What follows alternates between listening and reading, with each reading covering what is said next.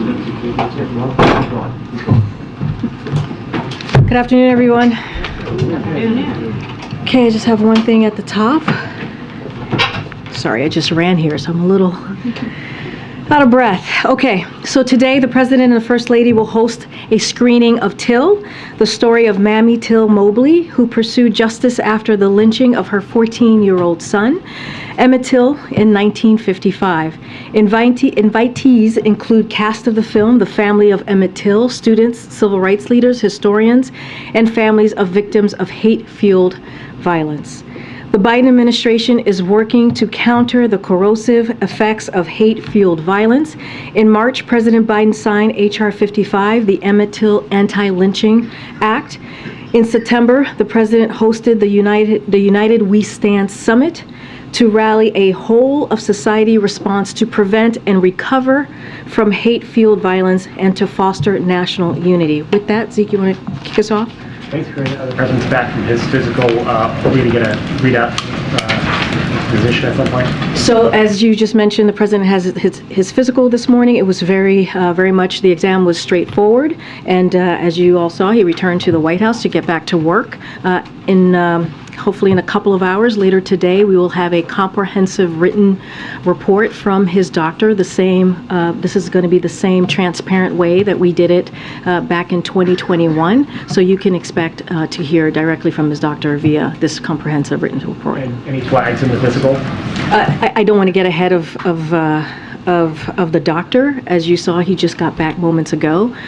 They're working to finalize the memo. As soon as we have that for you all, we certainly will share that. And the president's giving remarks in about an hour or so on the unidentified objects that have been shot down, the Chinese spy surveillance program of the balloon. There's been that interagency review process on the way for last week. Is it safe to assume now that the president's speaking that review is now done? And should we expect to hear about these new procedures that you've been previewing the last couple of days? So let me just first say, I'm not going to get ahead of the president in his remarks, which will happen momentarily. He will speak about the United States response to the recent aerial objects. That includes our decisive response to China's high-altitude surveillance balloon, and the president putting the safety and security of the American people always first. So that's what you'll hear from him, but I'm not going to get ahead of the details. As far as it relates to the interagency team, they are continuing to work intensively on putting forth parameters to what, this is something that the president asked them to do. So that is continuing, that work is continuing, but you will hear from the president and he'll give an update on what has occurred over the last several days. And just briefly, last night there were reports of the FBI searched the University of Delaware and the president's papers there from his time in the Senate. Did the president consent to that search? So I understand the questions. I know there are going to be a few more questions about that. I'm going to say from here, as I have been for the past couple of weeks, we're going to continue to be prudent. I will not give any comments about this ongoing investigation. I would refer you to the Department of Justice. Yeah, welcome. I haven't seen you here in a long time. No, it's been a minute. Yeah. Good to see you. Good to see you as well. On the searches, regarding searches at the University of Delaware, is there any other office space President Biden kept his records from the time he was vice president to now? Again, I'm going to respond just the same way I just did with Zeke, is we're just going to continue to be consistent here, and I'm just not going to respond to or give comment to what's occurring right now with that investigation, and refer you to the Department of Justice. Okay, can you say who prompted the search? Again, I will refer you to the Department of Justice. One on Nikki Haley, who is now running for president. She is calling for mental competency tests for politicians 75 and up, clearly a dig at the current president. In her first speech, since announcing her run, she said America's not past our prime, it's just that our politicians are past theirs. We won't win the 21st century if we keep trusting politicians from the 20th century. Does the president have any response to that statement? So I'll say this, again, I'm going to be very careful as I am when speaking about a candidate. She's currently, as you all know, a candidate for 2024, so I am covered by the Hatch Act, so I'm not going to speak to her directly and her comments specifically, but I will say this more broadly. we've heard these types of attacks or remarks before, and if you go back to 2020, they said that the president couldn't do it in 2020 and attacked him there, and he beat them. In 2021, when he entered the White House and worked to do his best to turn everything around with the economy tanking, with no COVID, real COVID comprehensive response, the president got to work and was able to pass the American Rescue Plan with the help of Democrats in Congress. And guess what? They turned around the economy, and he beat them there too. In 2022, when everyone was talking about a red wave and saying that we were going to get another shellacking, if you will, the president beat them at their own game there as well. And so I don't know, maybe they've forgotten, maybe they're forgetting the wins that this president has had over the last couple of years, but I'm happy to remind them anytime. Thank you. Good. Thanks, Karine. The Israeli cabinet has voted to expand the Israeli settlements into the West Bank. What's the Biden administration's position on that? So a couple of things on that, on those reporting or what we've seen. We are deeply dismayed by Israelis' announcement that they will advance thousands of new settlements and retroactively legalize 9 outposts in the West Bank that were until now illegal under Israeli law. The United States strongly opposes these unilateral measures, which exacerbates tensions, harm trust between the parties, and undermine the geographic viability of the two-state solution. During his recent trip to Israel, Secretary Blinken was clear that all parties should refrain from actions that heighten tensions and take us further away from peace. Settlement construction and expansion in the heart of the West Bank to include the legalization of outposts creates facts on the ground that undermine a two-state solution. It has been long-standing U.S. policy under both Republican and Democratic administrations that settlements are counterproductive to the cause of peace. The Biden administration maintains this firm opposition to the settlement expansion, and that is where we are with that at this time. One other topic. Has the White House been in touch with Senator Manchin about his comments or his push that there should be talks about the debt ceiling and a reduction in So I'll say more broadly, our team here is in regular communication with Senator Manchin. We've had clearly close relationship with him and working on key historic pieces of legislation over the past 2 years. Look, the president's stance on negotiation stands, right, which is he does not believe, as it relates to the debt ceiling, that we should be negotiating. That is not his belief. His belief, it is the constitutional duty of Congress to deal with the debt ceiling, just like they have done multiple times, 3 times with the last president. There should not be conditions around this. We should not be negotiating.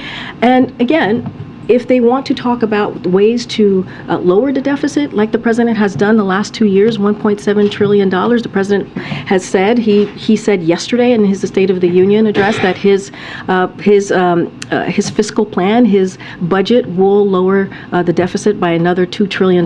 Clearly we'll have more to share on March 9th. He's willing to have that conversation. He's willing to see what Republicans are going to put forward and how they see dealing with the budget in a fiscally responsible way. But as it comes to the debt ceiling, we're going to continue to be where we are. He mentioned this yesterday in his speech, which is he doesn't believe that we should be negotiating.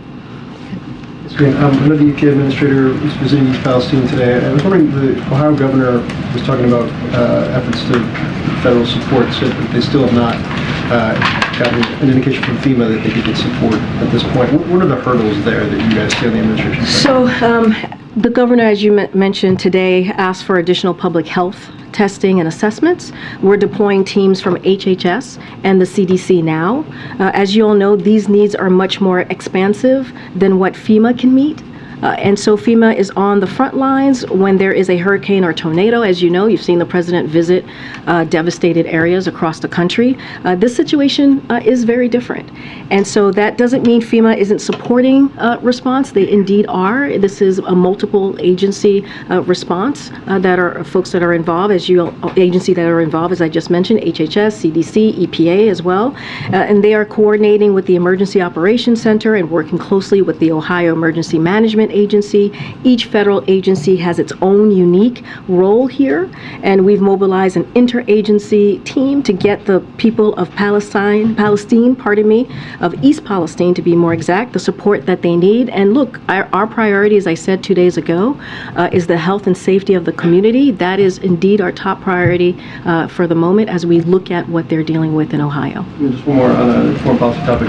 China yesterday warned or threatened, I guess, of countermeasures against U.S. entities in response to the shoot-down of their spy balloon. Today, they sanctioned 2 U.S. defense contractors. Is there any response there, and what does this mean for the bilateral relationship? So the way that we see that there's the sanctions that you just mentioned is that these are symbolic and measures and unnecessary. That's how we view them. And look, China can speak to their own actions, but again, we see them as symbolic and unnecessary. Go ahead, Michael. Thanks, Corey. The other mic. I'm sorry. There's 2 mics. Okay, go ahead. On the train derailment in Ohio, Secretary Buttigieg has gotten some criticism, some of it, much of it in Ohio, some of it from Democrats and Republicans, who argue that he waited too long to respond, and then he's seemed to be fixated on trying to deflect blame to the previous administration. So does the president, is he satisfied with the government's response to this derailment?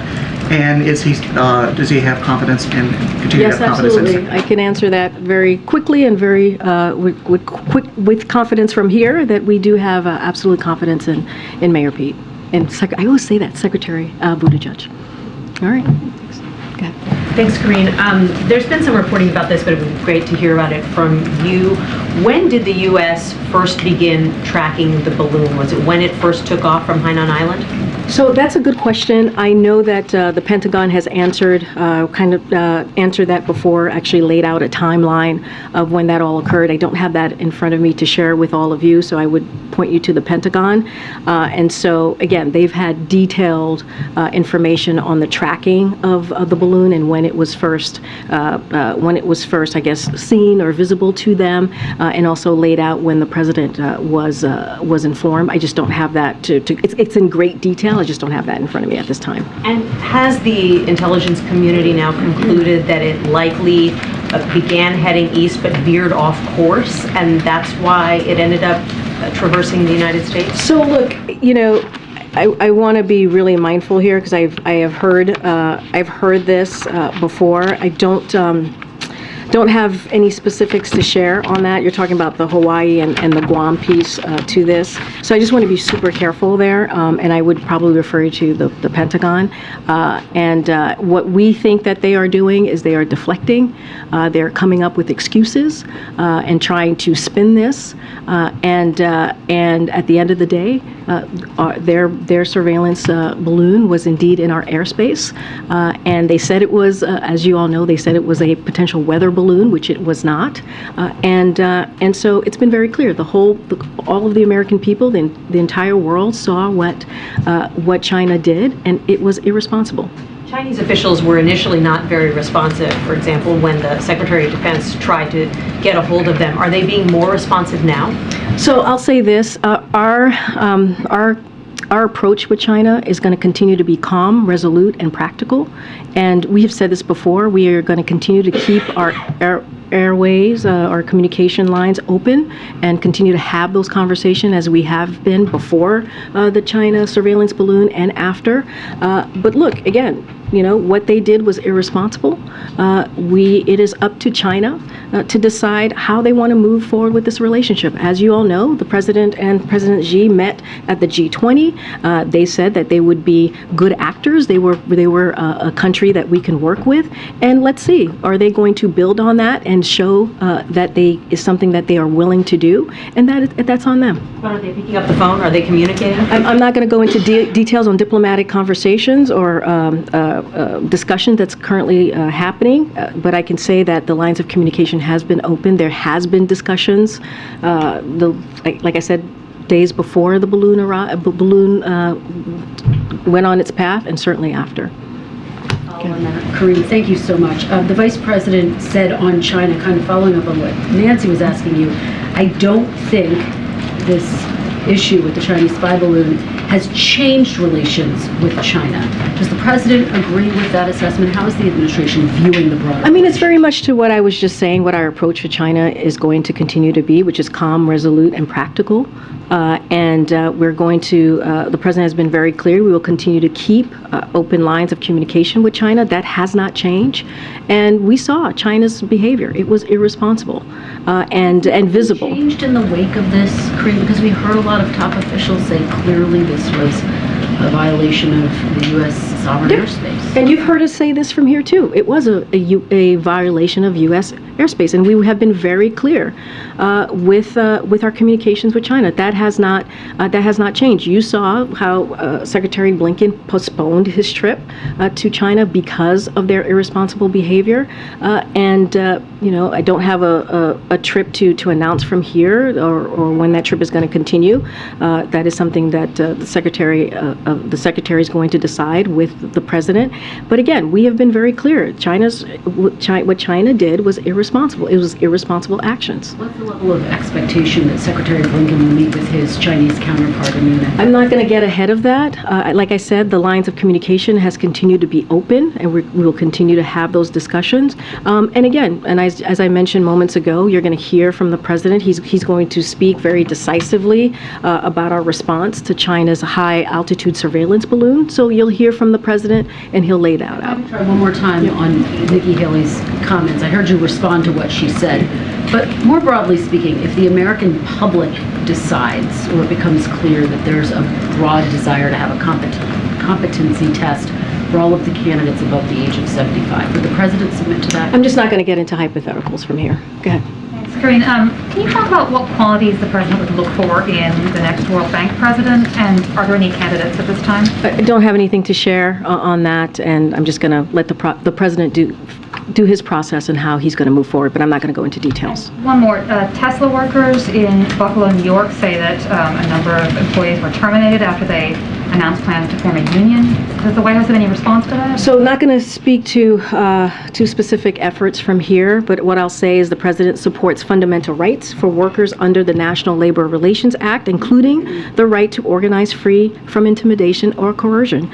That's why he's adopted a strong leadership team and increased funding for the NLRB, and has urged Congress to pass the PRO Act to strengthen opportunities for private sector workers to make a free and fair choice. But I'm not going to speak to the specific actions that have been reported today. Can I follow on the Tesla question? Biden has obviously said he's the most pro-union president. I mean, does he think that Tesla acted inappropriately or illegally? I hear the question. I'm just going to say that we're just not going to speak specifically to those actions, but clearly the president supports the rights for workers under the NLR Act. So I'll just leave it there. And then just another one on the TIL screening later. Can you say who from the administration or from the family will be actually in attendance, or maybe some of the cast? I mentioned that there will be some members of the cast there, some civil rights leaders there, some members of the family will be there. Just don't have a list to share with you at this time.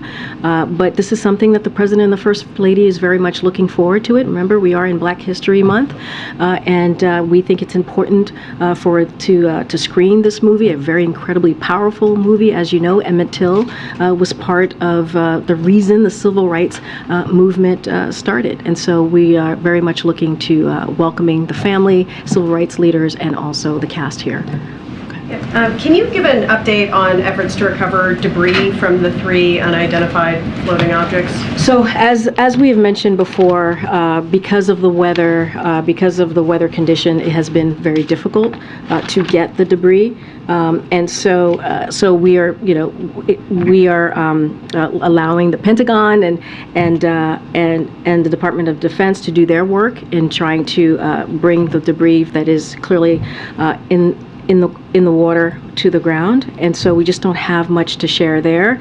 But what I can say is, when I've been asked what are they exactly, while we can't definitively say without analyzing the debris what these objects were so far. We haven't seen any indication of anything that points specifically to the idea that these 3 objects were part of the PRC surveillance program or that they were definitively involved in external intelligence collection efforts against the United States. We can also rule out that they were operated by the U.S. government. Right now, the intelligence community is considering, and I've said this before, you've heard my colleagues from NSC say this before as well, is that they could be tied to commercial or research entities and benign. Efforts are actively underway at all sites to find what is left of these objects so that we can better understand them. The President has directed his team to make sure that we're briefing Congress on a regular basis, as you have seen us do the last 2 days. But again, because of the weather, because it is February and it has been very difficult to get the debris from the objects, it has taken us some time. As the president plans this trip to Poland, polls indicate that public support is shifting away from the war in Ukraine, or at least that there's growing public concern that too much is being spent on this war helping Ukraine. Is part of the goal of the president's speech to speak to a domestic audience, or is this primarily about the global, meeting with leaders? I would say more broadly, anytime the president speaks, he's clearly speaking as well to the American people, even if he's abroad. And so I think that's always important to note. Look, this is going to be the 1 year he's going there ahead of the 1 year anniversary and sending a strong message of solidarity. And the president understand and to reaffirm, right, our support for the Ukrainian people as they're fighting back against a brutal war that Russia started almost a year ago. And the president believes it's important to show that solidarity. It's important to show our partnership and that we are indeed supporting our NATO allies. And so that's what you're going to see. And also the eastern flank, right? We're going to Eastern Europe, as you just mentioned. And so, look, we're going to show that unity. We're going to show that support. We're going to show that it is important to be there when a country is fighting for their democracy, fighting for their sovereignty. And that's what you're going to see from the president. And of course, anytime the president speaks, he's of course speaking as well to the American people. The mayor of East Palestine said yesterday was the first time he had heard anything from the White House about the train derailment. Could you talk a little bit about the White House's outreach and what you plan to do in the days ahead and why you had reached out earlier? So again, the health and safety of the community is our top priority. I mentioned, I believe on Tuesday, that EPA had been on the ground since February 4th. And so they have been on the ground for some time, but I can give you a little bit of where we are today. President Biden spoke directly to Governor DeWine to offer federal assistance, and the EPA administrator, Michael Regan, is in East Palestine now. I believe he's going to be holding a press conference in about 20 minutes or so, and to talk about the ongoing efforts and what we're doing on the ground. Multiple federal agencies have been on the ground, as I just mentioned, some of them since February 4th, working hand in glove with the state and local officials who are leading the emergency response efforts. They're working to get to the bottom of what caused the derailment, monitoring air quality, collecting soil samples, testing surface and groundwater for any contaminants. And I know we understand the residents are concerned, as they should be, and they have questions. That's all understandable. And we're going to get to the bottom of this. We're going to try and figure out an answer to what occurred. So we're going to get through this together. We're going to hold Norfolk Southern accountable. And right now, our message to folks in Ohio in that area is to listen to your state and local officials. It is important to listen to them, to allow them to do their work, and we are going to do everything that we can to keep that community healthy and safe and get to the bottom of this as well. Okay. Thank you, Corinne. About the president's health, more broadly than the doctor's report and so on that we're waiting for, can you speak to how confident he is that he's going to feel up to it, he's going to feel good getting up in the morning to do this job, very grueling job, not just today or even in 2 years to finish out this term, but in 6 years from today, when he would obviously be 86? Yes. Yeah. Yes, well. Yes, you asked me if he's going to be up to it. Yes. No. I asked, does he express how confident he is? I mean, look, we get this question a lot, as you all know. And here's what I have to say about it. The president always says this, which is watch him. And if you watch him, you'll see that he has a grueling schedule that he keeps up with, that sometimes some of us are not able to keep up with. He was State of the Union, I believe he spent 90 minutes speaking to congressional members in front of him, to the American people. After that, he spent an hour shaking hands and saying hello and greeting the congressional members and their guests.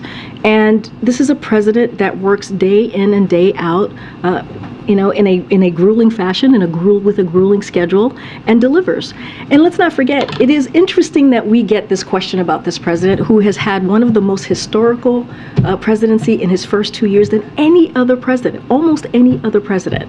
And you think about the historic pieces of legislation that he's gotten through, that many have made jokes about. You think about the bipartisan legislation, bipartisan infrastructure law that, the last guy joked every week that it was infrastructure week and could not get it done. Many presidents tried to get that done and could not get it done. And this president did it in a bipartisan way. And there's a long list that I can go through. I know you guys don't want to hear me go through them at this time, but we have talked about them over and over and over again. And it is surprising that we get this question when you look at this record of this president and what he has been able to do and deliver for the American people. And he is able to do that because he's clearly capable on so many ways and so many levels, and he's going to continue to do that in the years coming. Thanks. Go ahead. Thank you. There is an interagency delegation that's visiting Riyadh, Saudi Arabia currently, and they're meeting with high-level officials from GCC countries. Is the meeting meant to counter Iran activities in the region? Is it strengthening a relationship with the GCC countries, especially in counterterrorism?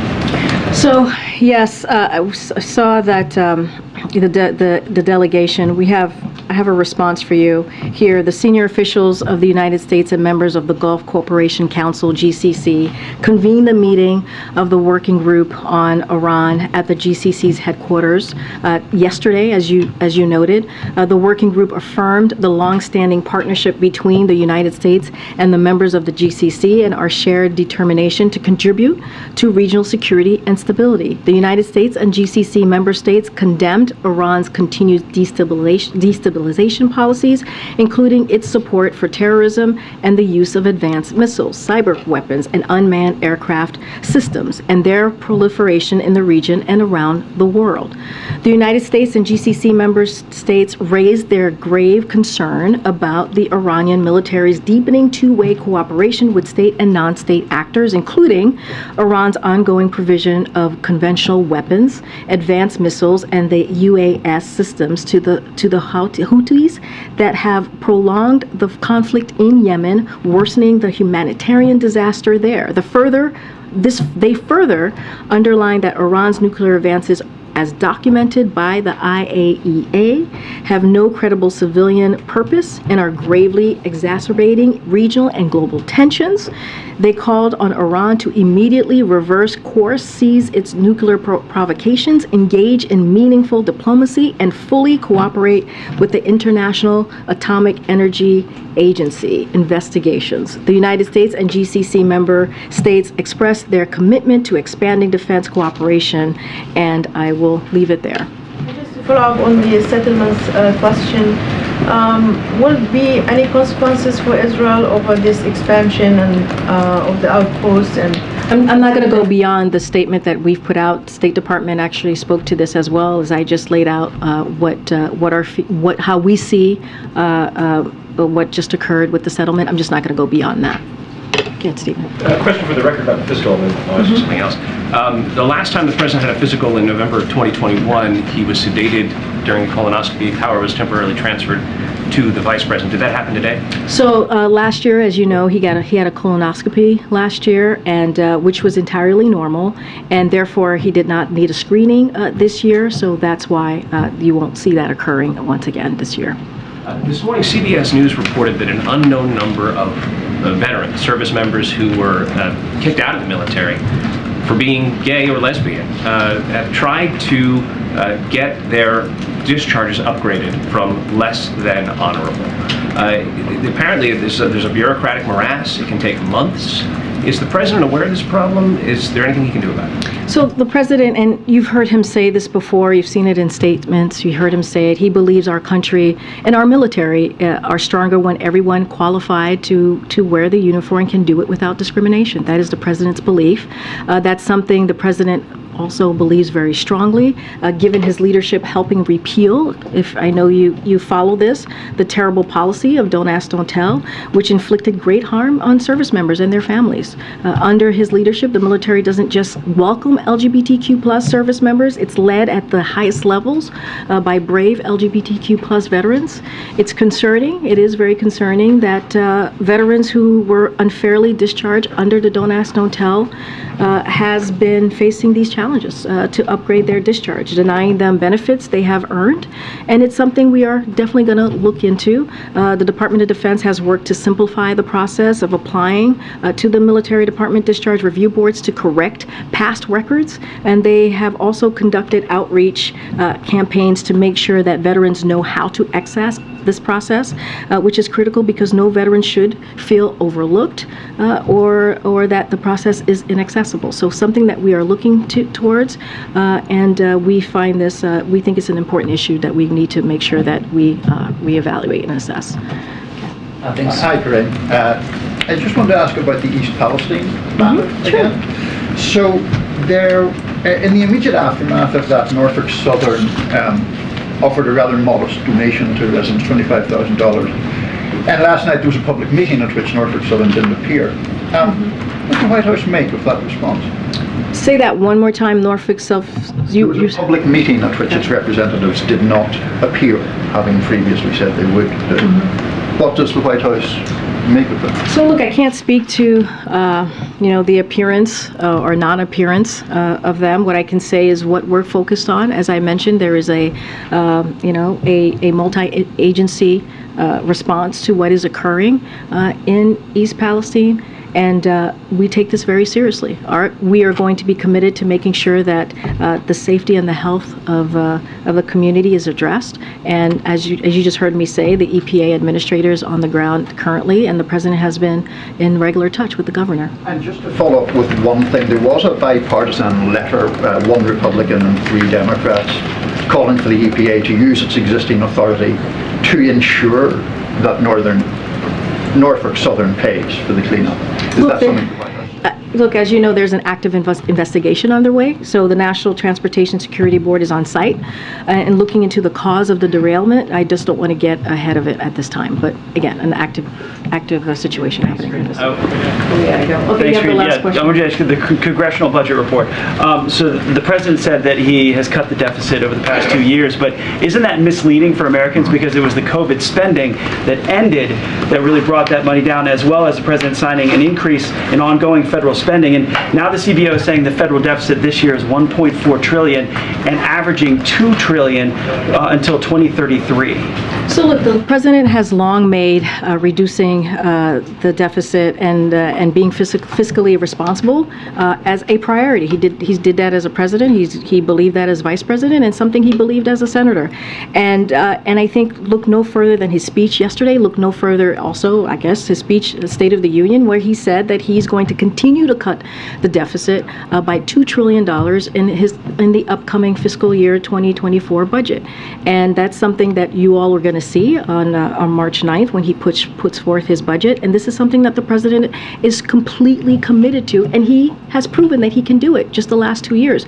But here's the thing, you have congressional Republicans who want to increase the deficit by $3 trillion. When you think about repealing the Inflation Reduction Act, when you think about extending the Trump tax cuts, that is $3 trillion that they are looking to balloon the deficit. And so their plan actually doesn't help what they're listing out that they want to do. And they also want to give tax cuts to the wealthy. That is what they want to do. That is how they're moving forward. The president has been very clear. You see it in his record, $1.7 trillion, then you're going to see it again when he puts his budget out on March 9th. Are there spending cuts in that budget as well? I'm not going to get ahead of the president. I'm just saying what he laid out to all of you yesterday, $2 trillion. He's going to lower the deficit, and that shows fiscal responsibility, and that's something that the president has talked about as vice president, as senator, and he's shown it. He has the receipts. Thank you, everybody. See you tomorrow. Green, as the president talked about visiting East Palestine.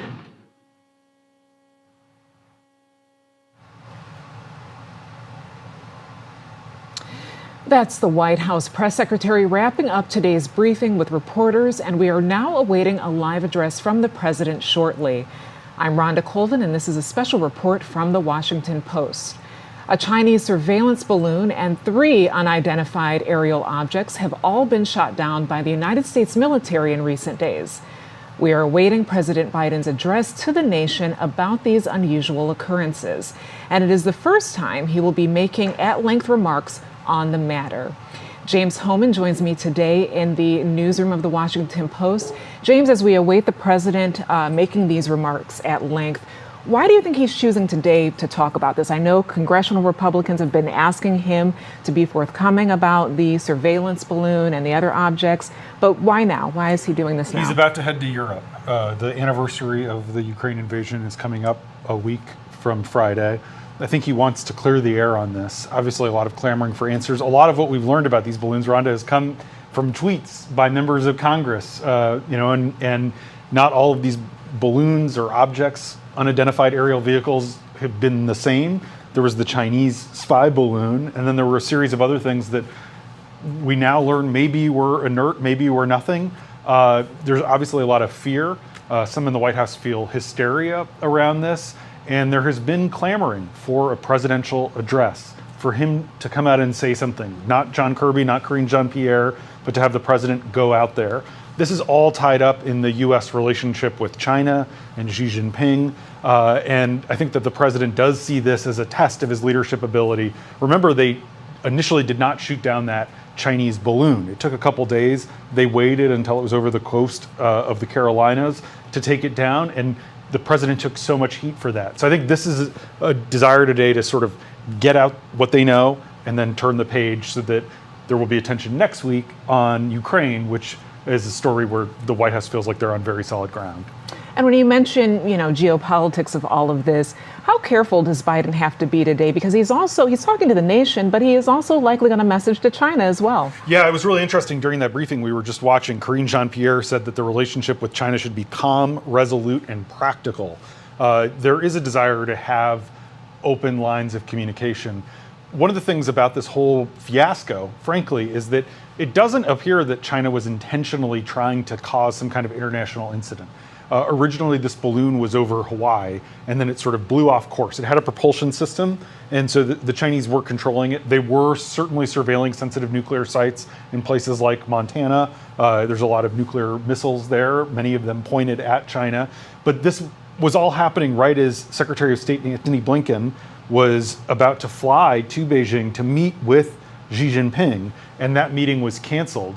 And one of the things that's really unusual and frankly very, very unlike Beijing is that China initially apologized. China initially said this is a weather balloon, it's for civilian purposes, but we're really sorry it ended up in your airspace, that was an accident.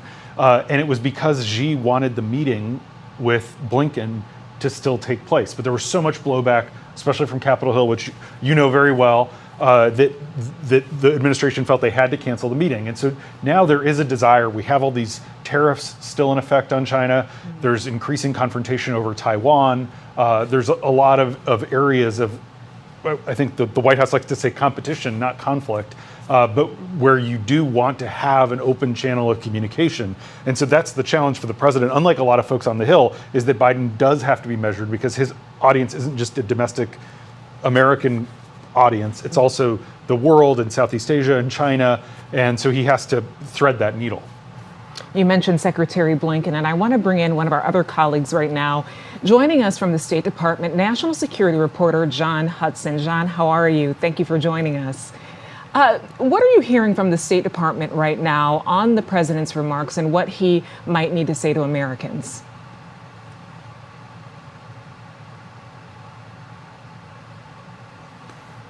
Okay, I think we might be having some audio issues.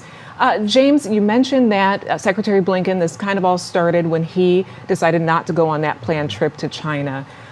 From a State Department perspective, what should the president lay out here?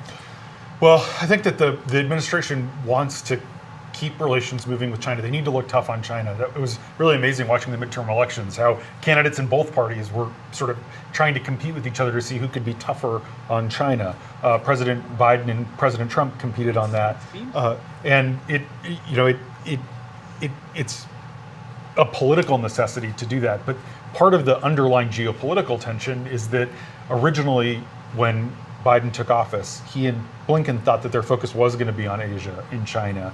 And Ukraine and Russia, a revanchist, expansionary Russia that's trying to reclaim the empire, is all of a sudden pulling away a lot of their attention. And they haven't been paying attention to issues like North Korea that were so dominant during the Trump era, and other developments in Asia. And so the balloon incident has sort of forced America's attention back toward Asia, when we've now given more than $100 billion in aid and assistance to Ukraine as it fends off the Russian incursion.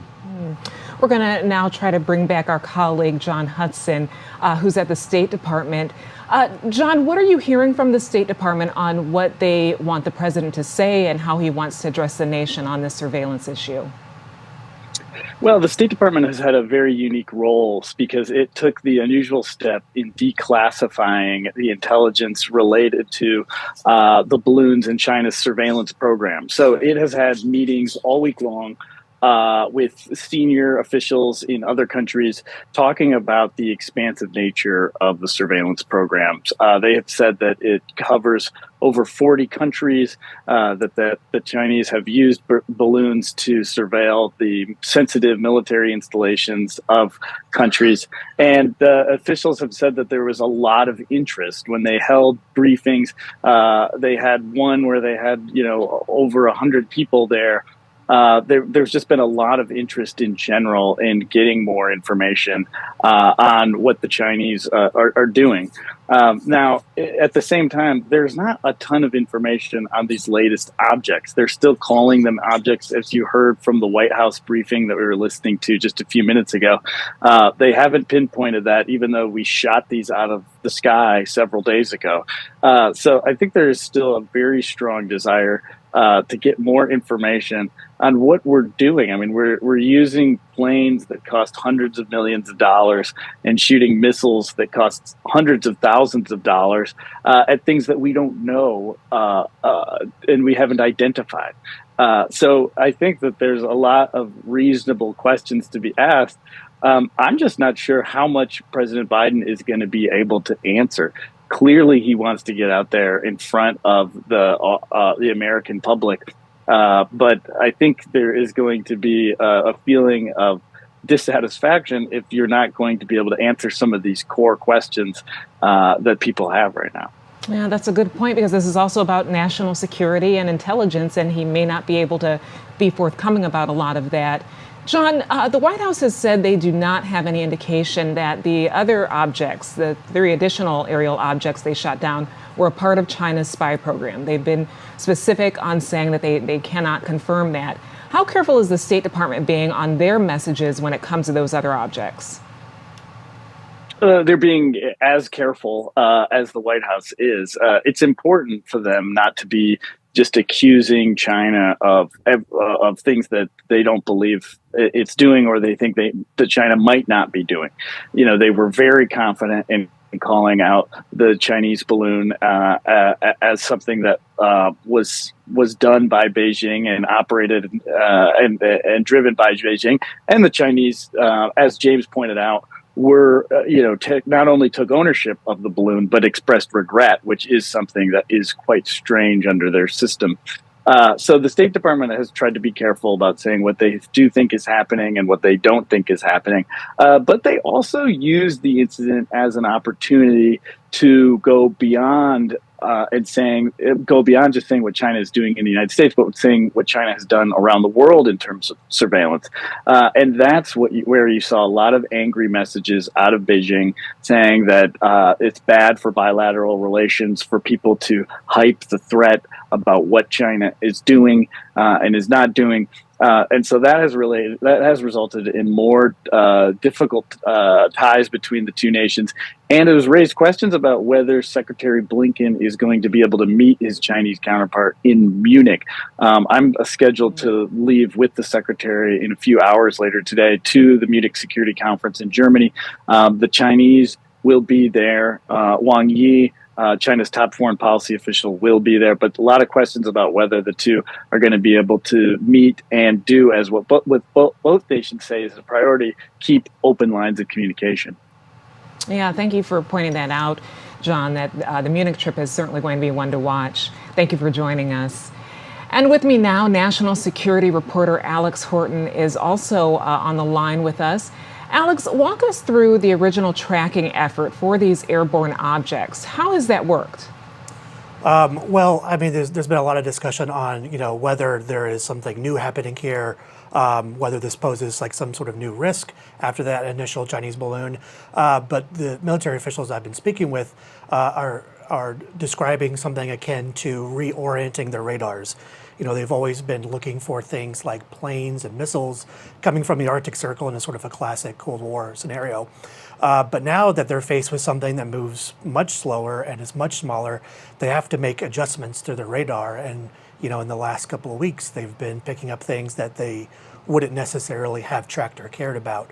There's hundreds or thousands of weather balloons up in the air at any given time, and they would show up on radar if you wanted to look at them. Well, now the U.S. wants to look at some of these objects. So that's where some of these intercepts have occurred. So that's sort of been the priority now, has been to find stuff of concern, and now it's shifting towards more, how do we get better at this? Because obviously, they can't blow everything out of the sky every day.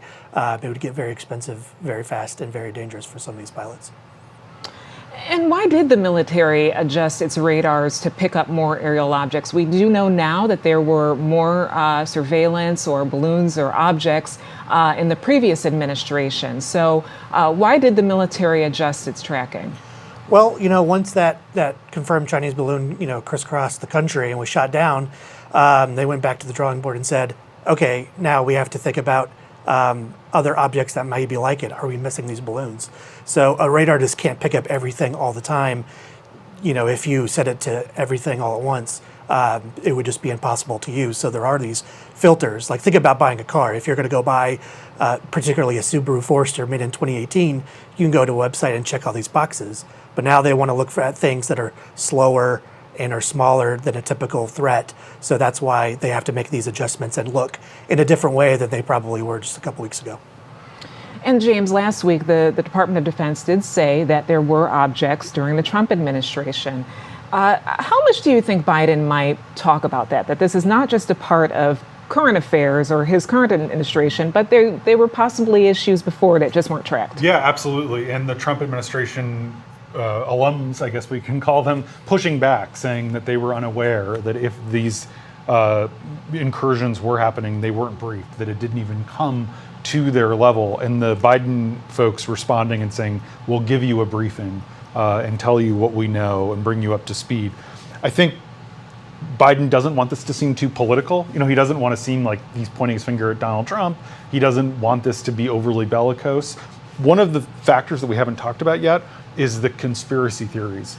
Unfortunately, the internet being what it is, there have been a lot of crazy things floating out there about how these are UFOs or aliens or things like that. And the administration has tried to be very clear that's not at all what this is. You shouldn't worry that these are aliens.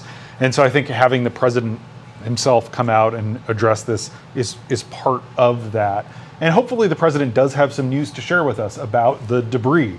One of these objects was shot down in an area where it's 55 below with wind chill, and another was shot into Lake Huron.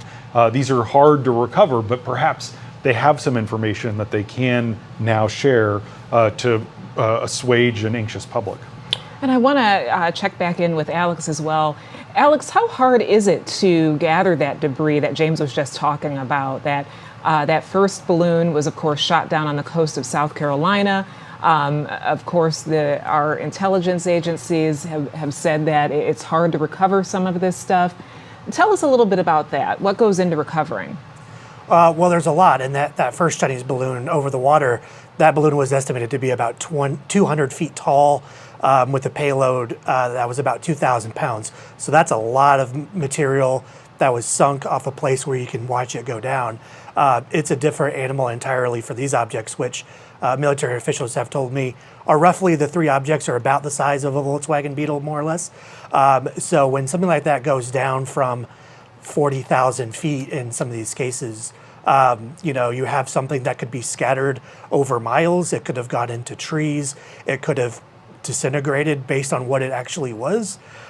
So I believe the one that was shot down over the middle of Yukon, very harsh terrain, very inhospitable. It was about 1,500 by 1,500 square kilometer search area. So this might actually be something that's maybe the size, of trash that you have in your home, scattered on the ground. So it's going to be extraordinarily difficult to find anything. And some of the Canadian officials said the other day that there is no guarantee that they'll find anything in all three of these cases. So it's going to be on an order of magnitude more difficult than it was for that first balloon. And I want to bring John Hudson back into this conversation. John, you've reported on the aerial surveillance program that the U.S. says China has built. Why is this program so significant? Well, it's significant because the Chinese have shown themselves to be very decisive users of data. Xi Jinping, his rise is something that has been marked by an incredibly sophisticated surveillance state that is, tramples on rights of individuals and operates in a space that we would find, alarming in the United States. Now, the fact that this might be extended into an international and global context is quite frightening. And the question is, how expansive is it? Now, to put this in perspective, obviously the United States does extremely expansive surveillance and espionage as well.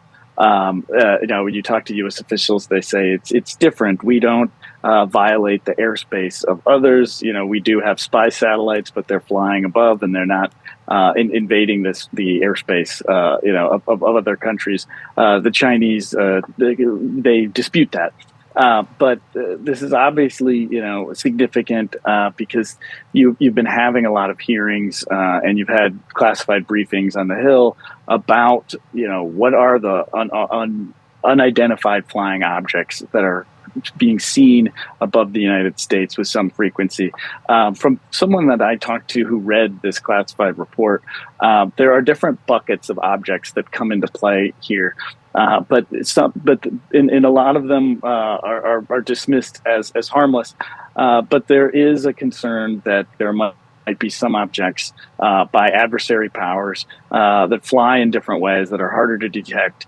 And so there is a desire to find out what those are. Now, there's also absolutely no indication that the three objects that were taken down that remain unidentified were actually, some sort of harmful objects run by adversary nations. The best guess right now is they were probably benign.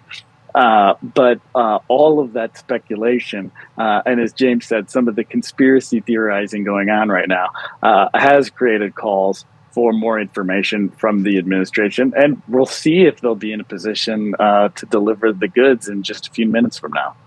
And as John just mentioned, we are awaiting a speech by President Biden. The first time we'll hear at length his remarks on the Chinese surveillance balloon and the other objects that have been found in the last few days. James, when I was on the Hill last week for the State of the Union and I spoke to the House Intelligence Chairman, Mike Turner, he said that Biden needs to be stronger. He needs to take a stronger stance on China. But by taking that stronger stance, doesn't that isolate China at a time when, Biden was set to perhaps help the relations between our country and theirs? Yeah, absolutely. And if you want to get inflation under control, one of the biggest things you could do is to open up trade with China again. That would bring down some of the pressure that keeps pushing prices up. I think what's happening is we're just a country that's very on edge, very jittery. And John Hudson was just talking about how the best guess at this point is that these three other objects were benign. And that is a direct result of exactly what you're talking about. Biden is watching people like Mike Turner, the Ohio Republican chairman of the committee, who's saying you've got to be aggressive, and so he's being aggressive, and maybe that prompted him to fire a $450,000 missile at a totally inert thing floating through the sky. And Biden's probably okay with that because he is trying to show that he's tough. And a lot of times in domestic politics and in geopolitics, the desire to kind of look tough ends up causing people to look silly. And do you think the White House is really grasping how interested Americans are into this issue? For instance, I was at a restaurant over the weekend, and there was a member of the wait staff that came over to my table asking about the balloon because there was just news while we were eating that another object had been found.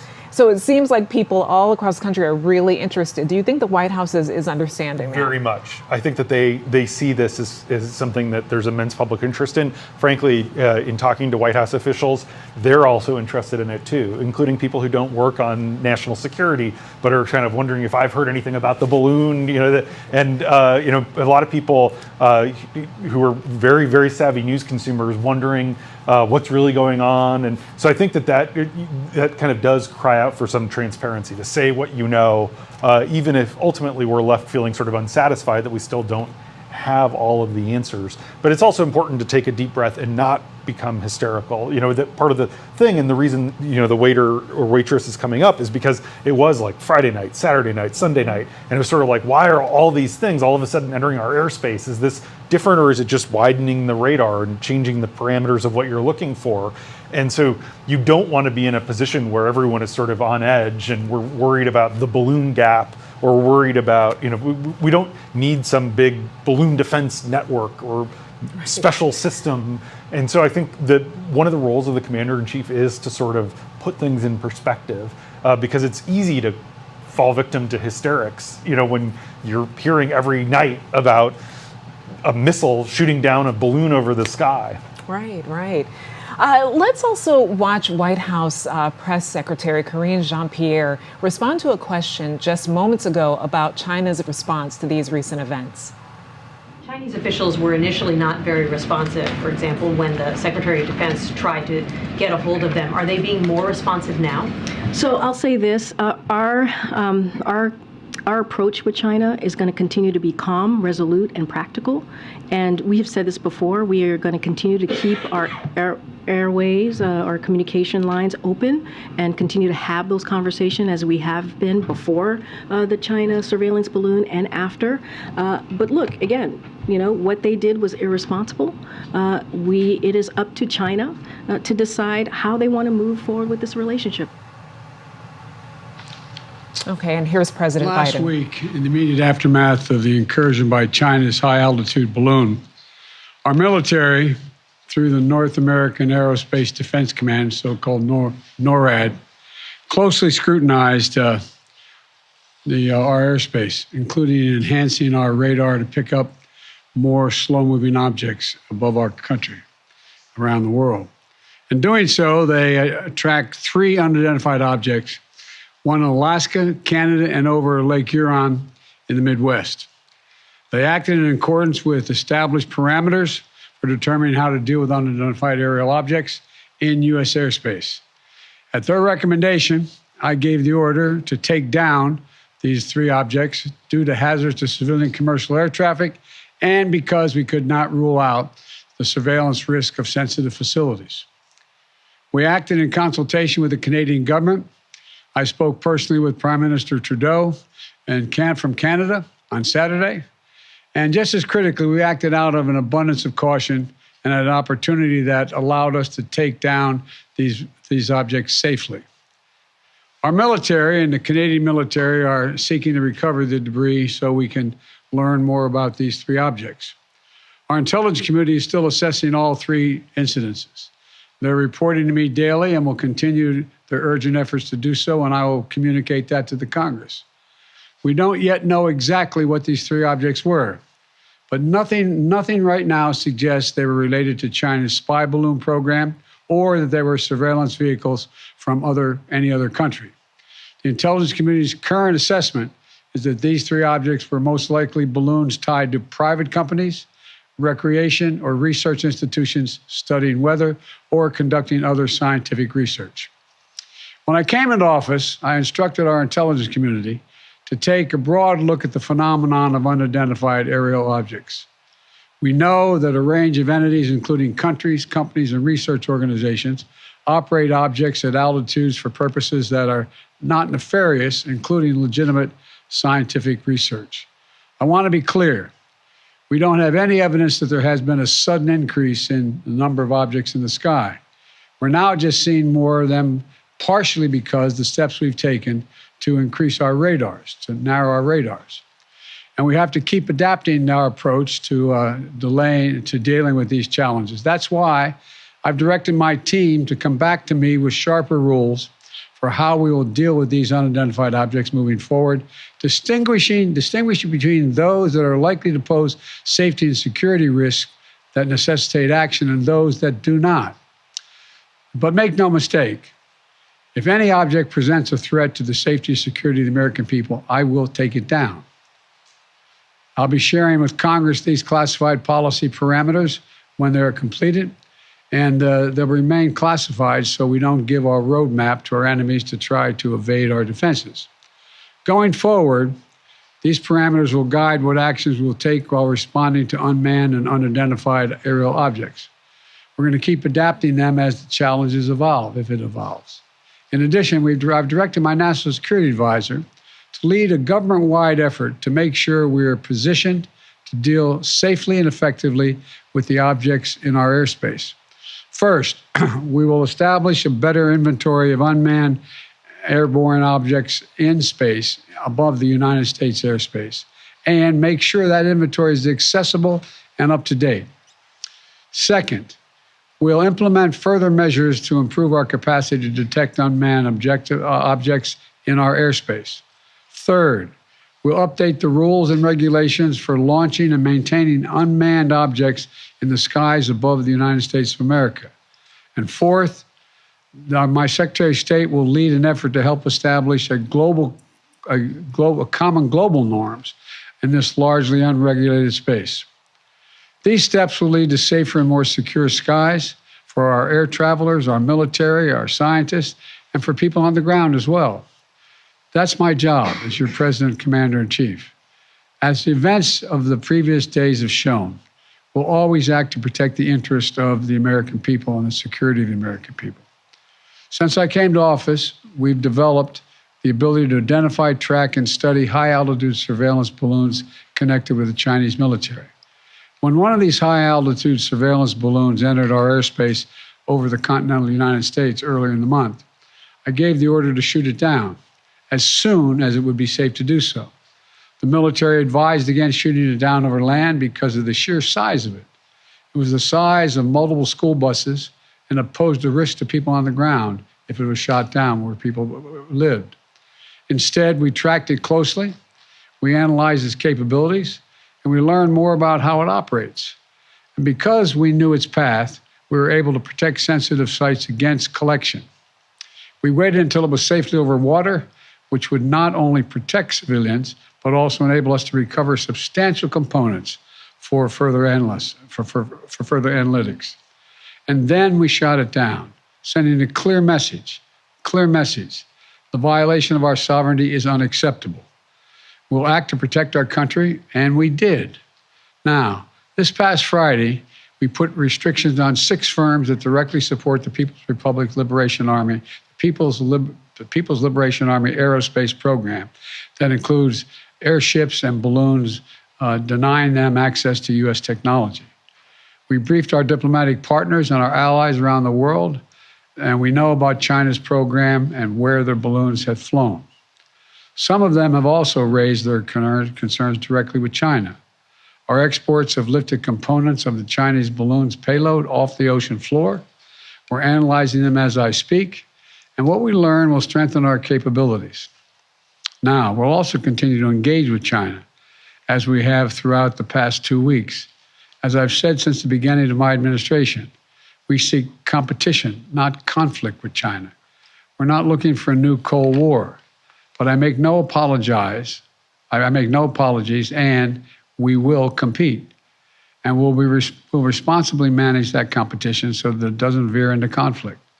This episode underscores the importance of maintaining open lines of communication between our diplomats and our military professionals. Our diplomats will be engaging further, and I will remain in communication with President Xi.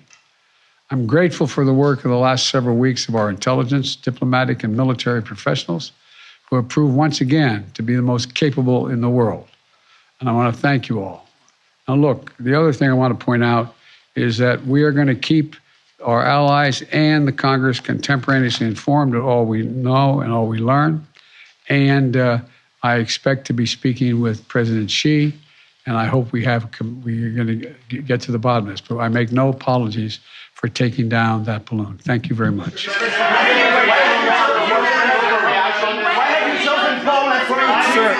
Sir, the question was it? There's been criticism. There's been criticism that this wasn't. There's been criticism that this. Trying to compromise by your family's business relations. Sir, Mr. President, there has been criticism. Did you overreact? Mr. President, there has been criticism that this was an overreaction that was done because of political pressure. You can come to my office and ask the question when you have more polite people. Mr. President, why have you chosen Poland for your trip to mark anniversary of the war? And what's your message? What? When are you speaking to President Xi, Mr. President? President Biden delivering remarks from the White House on the string of aerial objects shot down by the U.S. military in recent days. This is a special report from the Washington Post. I'm Rhonda Colvin with James Homan today in the newsroom. James, there was a lot there and also a lot after it on several topics. But what was your main takeaway on how President Biden handled those remarks? Yeah, I thought the president had a measured tone, which is that he's taking this seriously, but like we were talking about a few minutes ago, not overreacting. He didn't engage there with Peter Alexander's question of, did you overreact? But also taking firm steps, that this wasn't just a reactive shooting at things in the sky. He did say we still don't know what those objects were, those other three objects besides the Chinese spy balloon. Most likely, he says the intelligence community believes they were for recreation, private companies or research universities. He says that they're updating them every day and they're still trying to find those answers. But then he outlined a series of tangible steps, substantive policy steps aimed at dealing with this in the future. I think the headline from that is that there are going to be sharper rules, as he said, of engagement for when does the U.S. Military fire on objects in the sky when U.S. sovereignty is breached. He said those parameters will remain classified so that we don't give a roadmap to our enemies, establishing a better inventory of all the objects in the sky over the United States. There's a lot of space junk out there, updating the rules and regulations for launching and maintaining unmanned objects, establishing common global norms to keep the skies safe, and then reiterating what was announced last Friday, which is that the 6 companies that are basically making the balloons that China is using for spying purposes are going to have export controls on them so that they can't buy certain U.S. equipment, basically so that we're not sending the equipment so that these balloons can come spy on us. So serious steps, thoughtful speech, taking the issue seriously, but also no big breaking news necessarily. Right. I'm going to bring in our colleague John Hudson, who's at the State Department. John, I know before the remarks, you mentioned that you didn't know how much President Biden could say about the matter. What did you think of his address there? And also, could you go over what the State Department, how their focus is going to turn on this issue? Because he did say one of his guidelines is he's going to be speaking to the Secretary of State and discuss the global norms that need to be set up. That's exactly right. He gave a mission for Secretary of State Antony Blinken, and that's for him to go about the world with foreign partners and try to establish norms when it comes to this responsible use of these unregulated spaces, that's what he called it. So there's, obviously many nations have craft that are flying in the world, and if they can come up with norms for how they are flown around and move about, then it'll make everybody safer, pose less of a threat to commercial aircraft. Now, of course, this we do get to the sense of, did this rise to the level of a presidential address? Did we need to hear from the president on this? For sure, there is a lot of interest, as you pointed out, from people all across the country who are interested in hearing about this. But I think a lot of that interest stems from the tantalizing idea of, are these UFOs flying above? Are these adversary powers flying above us? The one sense of reassurance is that it does seem to be that these were more benign objects. The president said that these could have been for commercial use, could have been research organizations. But he still said they weren't able to find out what that is. So where does this leave us? Do we have the president coming out in a few more days once they figure out what they shot out of the sky? We don't know. So it certainly was perhaps unsatisfying for those looking for evidence of alien life. But maybe we shouldn't have been expecting that in the first place. But what we should be expecting at some point in time is more information about what our powerful military forces have done to shoot things out of the sky. Get an explanation for what they saw. That's still a TBD situation. And John, you mentioned that you will be in Germany following the Secretary of State in a few days. What are you going to be listening out for when it comes to the surveillance program issue? Yes, it will be very interesting to see how much Secretary of State decides to talk about it and continue to warn about China's espionage, or if he decides to basically move on from it and try to repair the bilateral relationship, something they call the world's most consequential bilateral relationship with China. Obviously China doesn't like to hear the United States stoke concerns about its global espionage efforts. And so if Blinken has a choice, does he continue to try to ring the alarm bell about what the Chinese are doing above our skies? Or does he try to forge more cooperation where the two countries can start working on a more formalized process for dealing with matters like this? It can't be stressed enough that the trip that he canceled just hours before he was set to take off was a trip designed to put a floor under the relationship. It was a trip designed to put guardrails under on the relationship and have more stability, so that the two nations didn't find themselves in a situation where there is an accident, it leads to an escalation, and it leads to a dangerous situation for the two world's largest economies. So how he proceeds from here, it's unclear, but we're going to be watching very closely as he engages with some of the world's most powerful leaders at the Munich Security Conference. All right, John Hudson, thanks so much.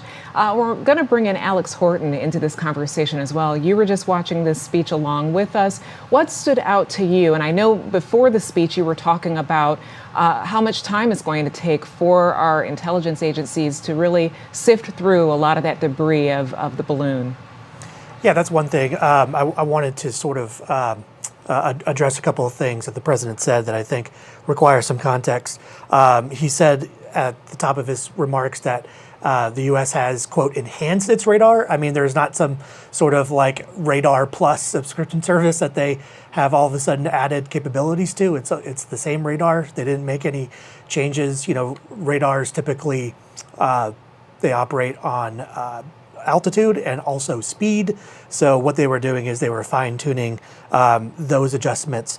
When he said they, quote, narrowed our radars, they were actually doing the opposite. They were seeing more stuff by making those adjustments. They were looking for stuff that's high and fast, and now they're looking at stuff that's very slow and high and very high. So they're just going to be getting everything from weather balloons to unidentified objects to flocks of birds, that sorts of thing. So the U.S. hasn't narrowed its scope, it has widened it to see more things, which will require more sifting through false positives and things like that. He did talk about sharper rules of engagement, and I think U.S. officials have been telling me that's the direction where this is going, that there has to be some sort of refined policy going forward, because, as I said before, you can't just scramble fighters every time you need to look at one of these things. One of the possible solutions is to develop other capabilities and refine them or redistribute them. One problem with this scrambling fighters to go look at these objects is there are fighter jets going and passing by an object that's going the speed of wind. Imagine an F1 car driving by someone's backpack, and saying everything about it. It would be very difficult for them.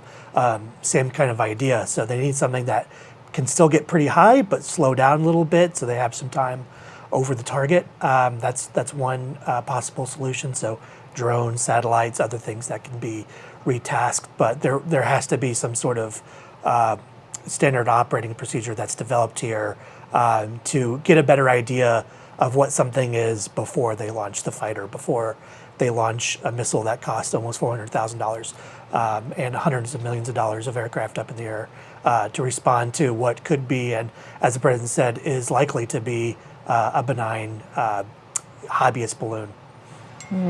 Let's listen to a clip of the address we just heard from President Biden, who discussed what we know about the 3 aerial objects shot down by the U.S. military in the last few days. Take a listen. We don't yet know exactly what these 3 objects were, but nothing right now suggests they were related to China's spy balloon program or that they were surveillance vehicles from any other country. The intelligence community's current assessment is that these 3 objects were most likely balloons tied to private companies, recreation or research institutions studying weather or conducting other scientific research. Now, James, we talked about part of this speech is to put people at ease, because this is concerning to know that there was surveillance objects across America's mainland. What are your final thoughts from what we just heard from the president? And did he, help people out today? We didn't learn much new, but he did go over some guidelines. I thought it was reassuring, and I thought that he threaded the needle of exactly what you're talking about, which is that he said he's always going to defend American sovereignty, that if there's a threat to the United States, he said he had no apologies, he said he would do it again, he said, I will take it down if there's ever a threat. But then he also, in a measured way, said that he wants to continue to engage with China, that I think one of the lines he said was, quote, we're not looking for a new Cold War, and underscored the importance of open lines of communication. So not a finger-wagging speech. It seemed like a speech designed to sort of put this behind him in the White House. I suspect, to what John Hudson was saying earlier, that if there are new developments, if they do recover some of this debris, the president is not going to come out and speak to the American people about it, that we'll hear from more junior people. And so this lets the president turn the page, head to Europe next week, go to Poland ahead of the 1-year anniversary, and continue to talk about why the United States sees the fight over Ukraine as the ultimate fight between democracy and autocracy of our time.